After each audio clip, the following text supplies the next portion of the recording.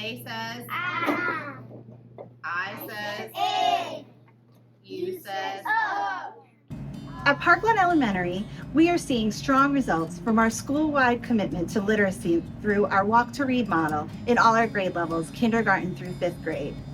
For the past 2 years, every student participates in 30 minutes of daily targeted literacy instruction each day during what we call our win time, when I need time. What makes this work so powerful is our team approach. In addition to classroom teachers, our multilingual learner teachers, our special education teachers, our reading specialists, our interventionists, our high impact tutors, and our instructional assistants, along with our advanced academic resource teacher, all work together to support students.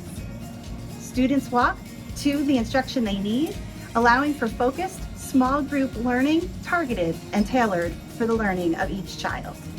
And we're seeing the impact.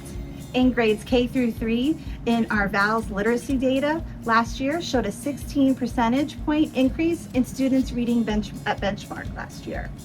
Also in grades 3 through 5, we also saw strong gains in our SOL scores, including an 11% increase in our 3rd grade results.